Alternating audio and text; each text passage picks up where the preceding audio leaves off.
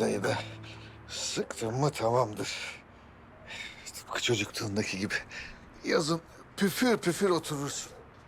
Baba, Ben sana bu salıncağı 5 yaşındayken almıştım. Yıllarca da kullandın. Sonra üniversite falan derken bir kenara attık bunu. Öylece durdu. Ama bak tekrardan ele aldım.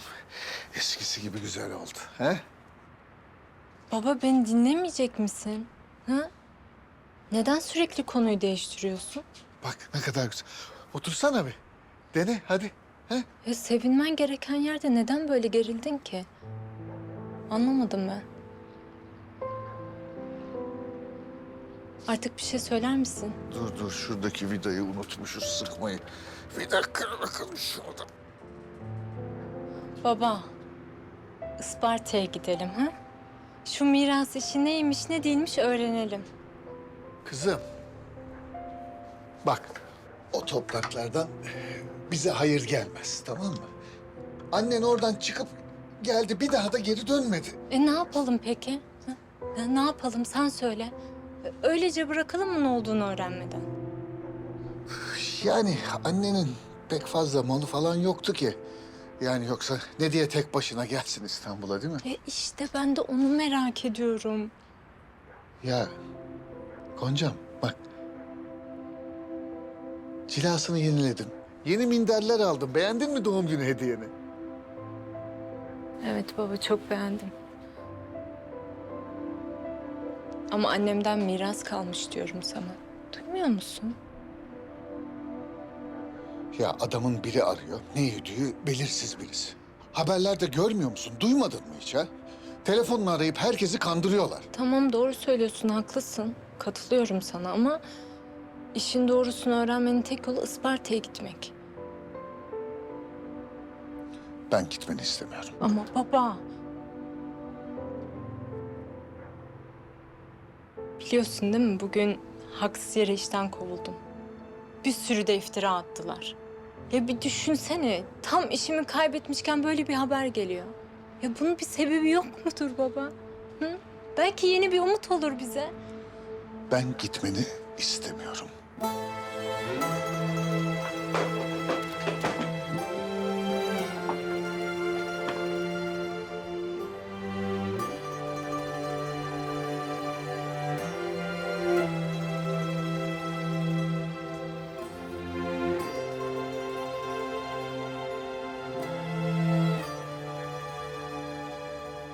Hediyen için teşekkür ederim babacığım.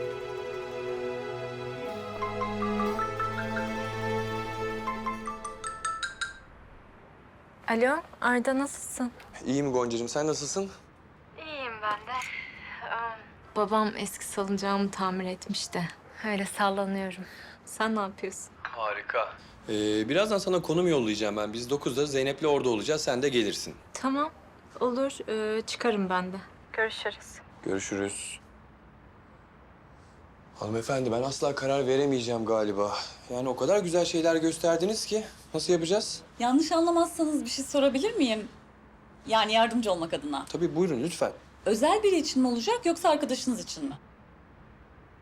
Yani özel biri için ama o henüz özel olduğunu bilmiyor. Alacağım bu hediyeyle onun ne kadar özel olduğunu anlatmak istiyorum. O zaman kesinlikle bu.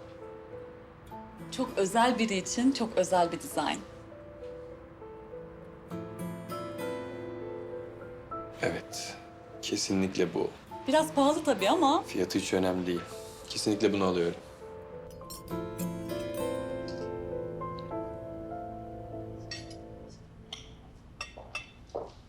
Güzel torunum. Son yaptığın resim şahaneydi. Onu duvara asabilirsin geldi biliyor musun? Dedeciğim hep böyle söylüyorsun da bir tanesini bile astığını görmedim. Ben daha güzel resim bekleyeyim. Daha güzel resim. O zaman müsaade et. Bak buradaki resim bölümü çok iyi. Ziraati bırakayım, sınavlarına gireyim. Oradan devam edelim işte. Sen kenarda köşede kendi resim yapabileceksin de ziraat mühendisliğini bırakmayacaksın. Sen bana lazımsın. Babam doğru söylüyor. Kenardan kenardan. Ya ama dedeciğim hepimiz çiftçi mi olacağız? Bir tanem, bak bir toprak var bir sen. Bu işler kime kalıverecek? İşe sahip çıkacaksın sen. Sen gene kenarda köşede resmini yaparsın. Oğlum senin neyin var yüzünden düşen bin parça? Kusura bakma anneciğim ya. İş güç işte. Festivali mi düşünüyorsun abi? Kulağıma bir şey geldi, doğru mu? Doğru dedi. Doğru baba, doğru. Toprak Bey'imize lavanta eşiği etmemiş ki gül işine giriyor. Haberin olsun. Tam olarak öyle değil mesele dedeciğim. Yemin ediyorum dedem kulağıma bir şeyler geldi deyince evleniyorsun falan sandım abi. Yok kız, ne alakası var? Keşke kızım, keşke. Nerede o günler? Olsa da şöyle dillere destan bir düğün yapsak oğlumuza. Buyurun, hediye paketiniz de hazır. Çok teşekkür ederim. Kartla ödeyeceğim. Tabii.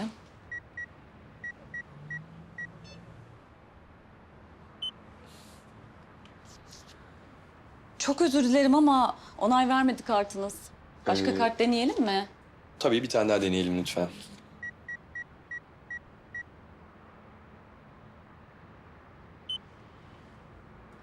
Maalesef bu da onay vermiyor.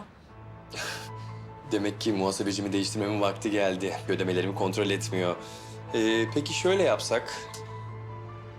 Bakın burada 4 tane kart var. Bunları bölerek denesek olur mu? Yani bayağı bir zor olacak bu şekilde ama... Biliyorum da özel biri için özel bir rica lütfen. Peki deneyelim. Teşekkür ederim. Kötü bir şey yapmıyorum ki dedeciğim. Yani bence babam aferin diyeceğine sürekli yasak getiriyor. Yok, gül işine girmeyeceksin, festivale katılmayacaksın, işçilere ön ödeme yapmayacaksın. Abartma sen de, abartma. Oğlum ben şimdi tam olarak anlamadım. Sen ne yapmak istiyorsun? Bir açıklar mısın?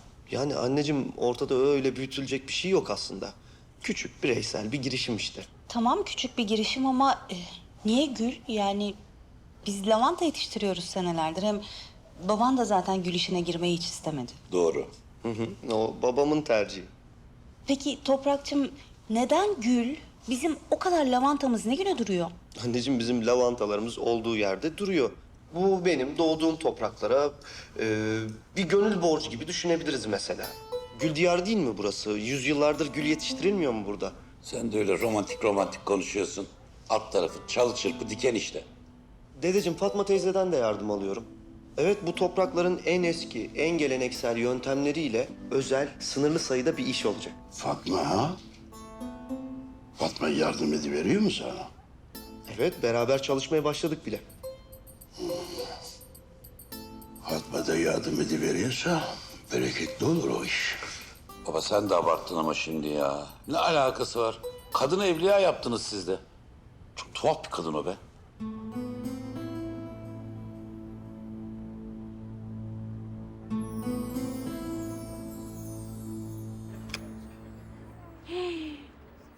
Arda, harika bir şey bu.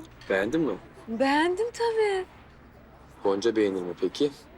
Beğenir. Zeyno. Artık açılacağım. Yani bak üniversite dedim bekledim bitti. İş güç desen o da tamam. Artık beklemek için bir sebebim yok. Bir dakika sen resmen evlilik teklif edeceksin. Yok hayır öyle değil yani hislerimi öğrensin istiyorum artık. Ne tepki verecek onu görmek istiyorum. Sen hala hayır demesinden korkuyorsun. Yani bak bazen işler terse döner, arkadaşlığım biter. Ben Gonca'sız bir hayat düşünemiyorum Zeynep.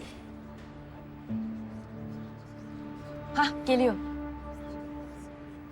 Tamam bak pasta gelsin kesilsin sonra sen bizi bir şekilde baş başa bırak. Ben bu hediyeyi verirken... Tamam anlaşıldı. Sen sakin ol. Merhaba. Gonca buradayız.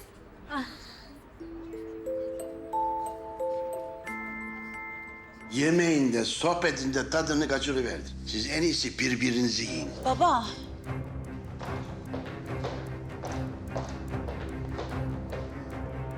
Bir tutamadın çeneni, kızdırdın adamcağızı. Gülü sevmem, dikenine de katlanmam. Babacığım, bak lavanta üretiyoruz diye gül de üretemeyeceğiz diye bir şey yok ki. Herkes yapıyor biz de yapalım. Ha, bak çok güzel söyledin. Herkes yapıyor. Kıyıda köşede kalmış köylüler bile gül yetiştiriyorlar. Biz öyle miyiz? Lavantacıyız biz. Avrupa'da en çok rağbet gören mal da bu zaten. Beğenmeyen başka kapıya gitsin.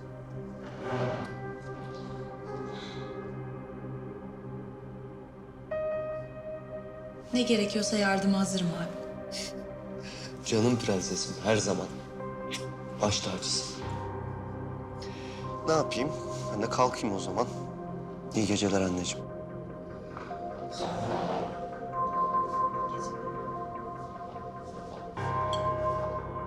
Zaten bizimle ne tadımız kaldı ne tuzumuz. Yok anne. Babam bilgisi dışında kuş da uçsun istemiyor. Ondan.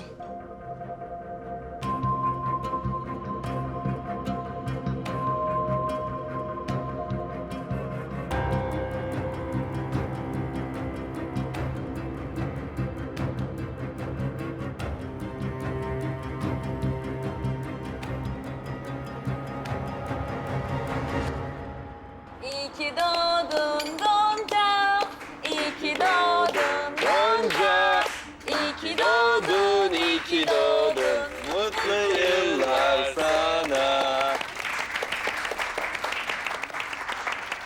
Teşekkür ederim. Çok sağ olun. Teşekkürler.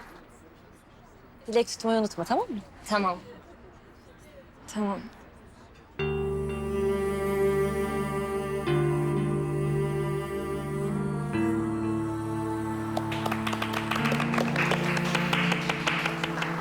Ben servis edeyim.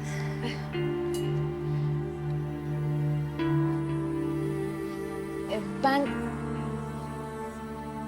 Gonca, iyi misin?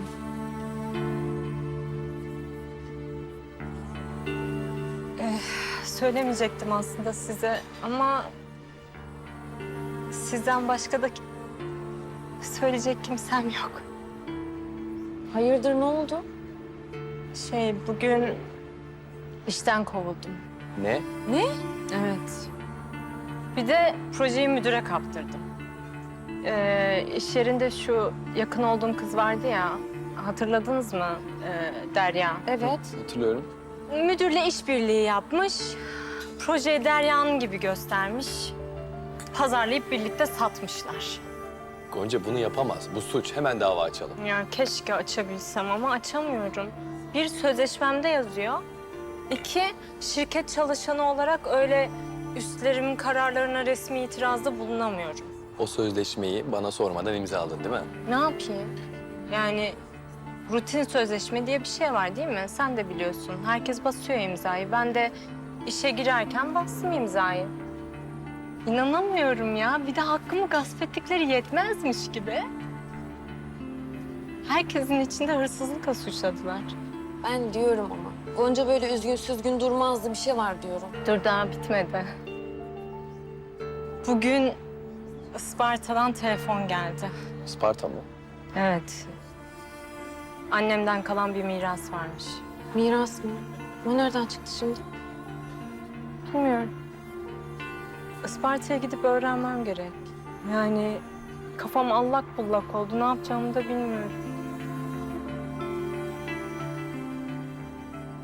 Bunca yıl sonra annemden böyle bir haber almak biraz... Kıyamam sana ben. Rahmetli annene çok düşkünsündür.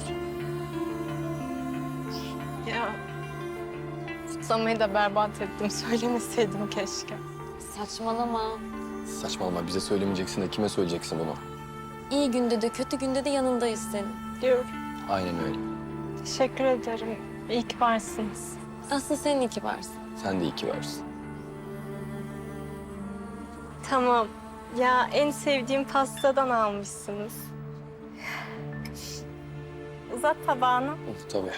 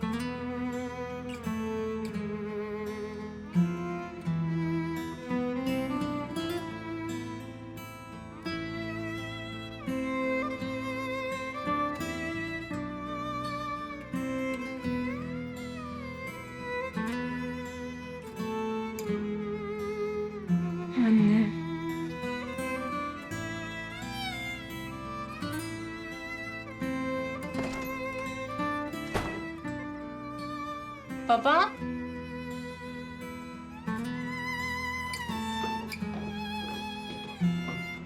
Baba? Bu ne?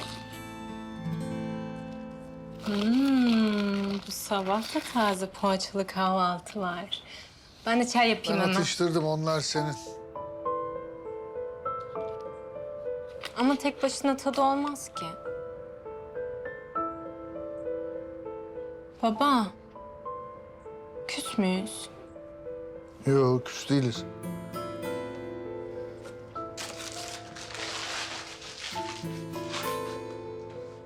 Peki ne bu hal böyle? Isparta'ya gideceğini biliyorum. İşin içinde annen var ya, seni nasıl tutacağım? Evet, haklısın ama 2 tane bilet aldım. Birlikte gidiyoruz. Ben gelmem. Neden? Baba, Hayır. baba kız birlikte yol yaparız. Ne zamandır bir yere gitmiyoruz birlikte. Güzel olmaz mı? Vazgeçeceğini bilsem sana gitme derim ama bir faydası yok, biliyorum. İyi ama... Annemden bana ne kaldığını hiç mi merak etmiyorsun? Zerre merak etmiyorum. Yani ne toprağı, ne araziyi, hiçbir şeyi merak etmiyorum ben. Baba neden böyle yapıyorsun? Ben senin de gitmeni istemiyorum ki. Şu kadar hatırın varsa bu işin peşini bırakırsın ama... bırakmayacaksın, peşinden gideceksin. Biliyorum ben.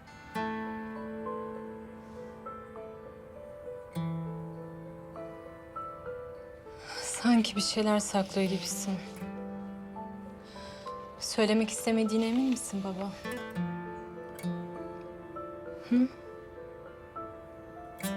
Bak. Ben bu yolculuğa dayanamam. Yüreğim kaldırmaz. Ama ben seni de yolundan alıkoyamam.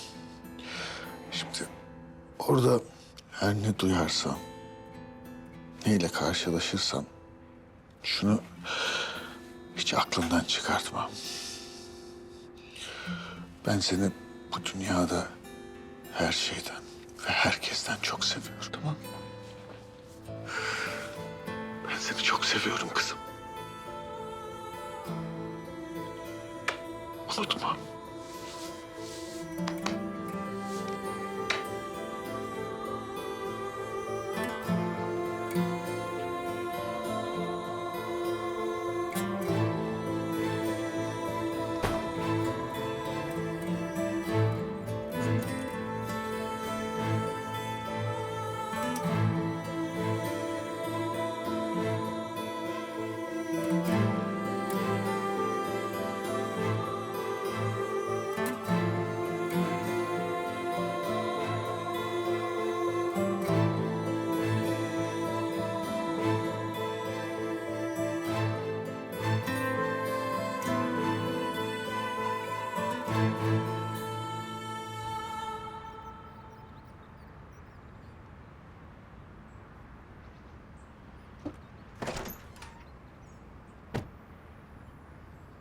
Gonca, Arda. dur yardımcı olayım. Sağ ol. Gel. Hayırdır? Annemden kalan bir şeyler varmış demiştim ya sana. Evet. O işin aslını öğrenmek için Isparta'ya gidiyorum. Gidiyorsun yani Isparta'ya. Gidiyorum valla. İşim gücüm de yok artık.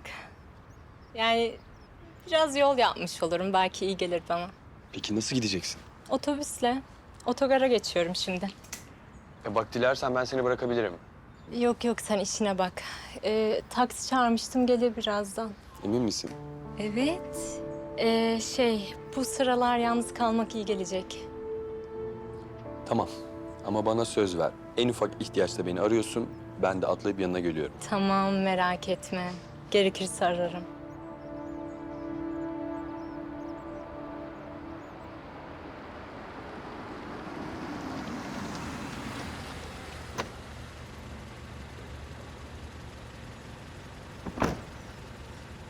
İyi yolculuklar. Sağ ol.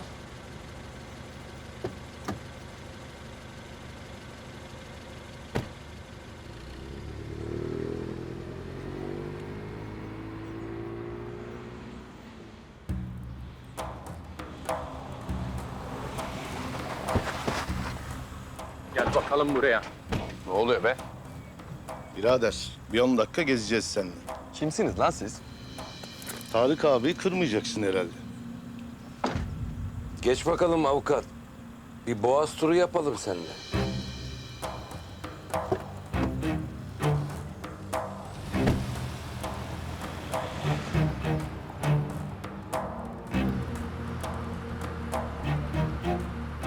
Davayı kaybettik.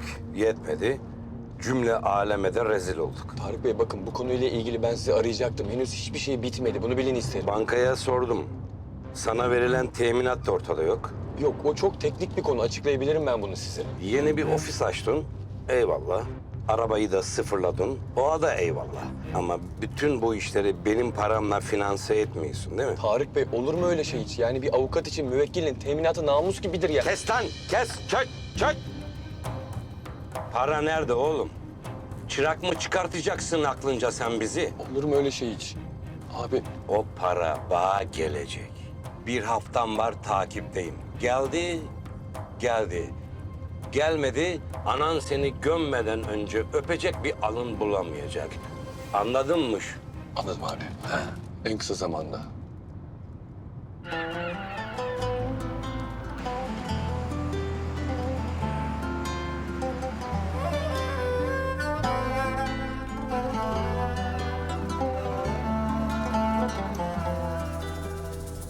Gitmek isteyip sonra vazgeçip sıkılırsın hayatından.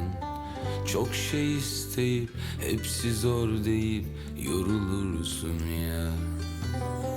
Sonra gün gelir merhaba deyip çıkıverir karşına. Aşk dedikleri tüm kederlerin ilacıymış ya. Olur o zaman, olur o zaman, kalbin yolunu bulur o zaman. Olur o zaman, olur o zaman, aklın doğruyu bulur o zaman.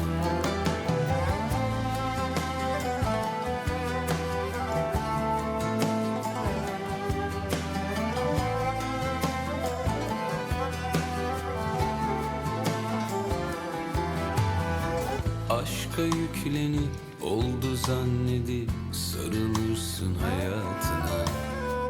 Hiç kolay değil, zorlu bir seyir, tıkanırsın ya. Tüm sebeplerin doğru bildiğin kalıverir ardında. Aşk dedikleri tüm dikenleri batırırmış ya.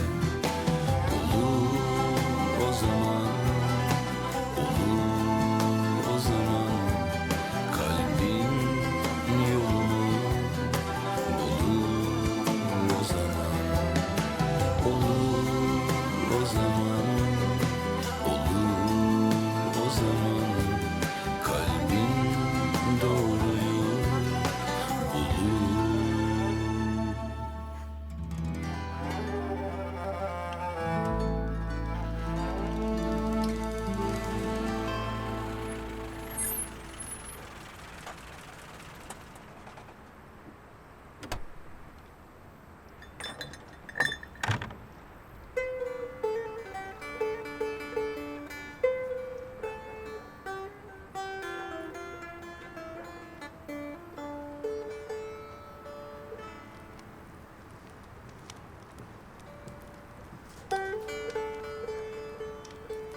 Hayırlı akşamlar Fatma Anacığım. Bey gelmiş, hoş gelmiş. Hoş bulduk, kolay gelsin. Ne kaynatıyorsun biliyor musun? Yok, ne kaynatıyorsun? Oha, o nasıl kırmızı öyle? Bülbül konmuş ya güle. Ama o vakit beyaz imiş gül. Bülbül demiş, aşık oldum, yandım, öldüm ben sana. Gül de demiş ki, dikenlerim var, yanaşma bana. Ama bülbül dinler mi? Gitmiş gelmiş, gitmiş gelmiş. Her seferinde gülün dikenleri batıvermiş. Her yan yara bere, her yan gam. Sonunda beyaz gül dönmüş kırmızı güle. Hep ganda. Aşk acısı böyle bir şey yani. Bülbülün kanından kırmızı o zaman yani bu gül öyle mi? Gan dediysen. Mesel ya işte bu. Gerçek gan değil tabii. Emektir o. Sabırdır, gayrettir. Aşk, sevgi, emektir yani. Aşk emek ister bey. Sabredeni bulur, gayretliyi seçer. Ya şimdiki herkesçikler bedavadan aşk arıyor. Bulamayınca da feleğe çatıyor. Ha, var mı öyle bedavadan sevda? Yok tabii. Peki beyaz kalan niye öyle? Beyaz gül niye beyaz? Onda aşk yoktur. Sırtını dönüvermiş sevgiliye. Ondandır işte. Derler beyaz güle. Ölüm derler ona. Aşk dedim mi böyle kırmızı olacak. Aşktan yani bu. Gül yaprağıyla mı yaptın? Çokça gül, acık da gelincik koydum. Oh, şifa olsun. Aşk olsun. Olsun ya sırrı, olsun. Gül, gelincik. Bir tanecik. Aşk olsun. Olsun bakalım. Aşk olsun.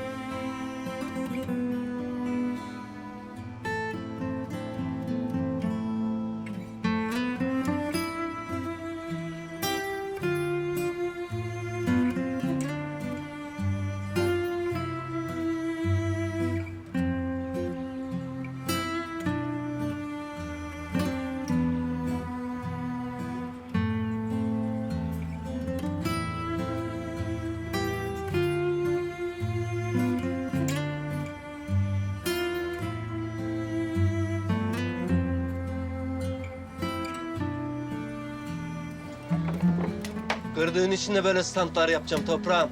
Gereceğim renkli brandaları. Her yerlerine de yazacağım üstlerine isimleri. Ali, Nurbanu'yu seviyor. Herkesler duysun görsün diyorsun öyle mi? Duymasın mı? Görmesin mi ya? Bak bir de kırın ortasına her renkten gül yaprakları atacağım. Böyle yarım için güllerden rengarenk bir yol. Her renk olmasın, kırmızı olsun. Niye ya? Rengarenk şöyle 7 veren sarı, kırmızı, turuncu, beyaz, pembe Allah ne verdiyse işte. Yolu aşk için döşüyorsan kırmızı olsun. He, kırmızı. Sen çok biliyorsun bu aşk işlerini değil mi Toprağa? Bana akıl vereceksin, söyletme şimdiden ya. Ya oğlum uydurmuyorum, Fatma Ana söyledi. Ya öyle çarparlar adamı işte, Allah'ın sopası yok. Fatma Hanım dedi. He. Ali'nin kır düğününde her yer kırmızı mı olsun dedi. He. O dediyse her türlü. Yaparım. Bilirsin kardeşim. Yapamam mı? Yaparsın. Yaparım. Vay, vay. Hepsi kırmızı ha. 5 kuruş fazla olsun, ille de kırmızı olsun. Tamam, o iş bende. Nurbaniye söyleme ha. Sürpriz. Ne diyorsun Toprak? Oldu gibi ha? Ali daha çok işimiz var. Hadi abi ağzın çalışmasın, elin çalışsın hadi.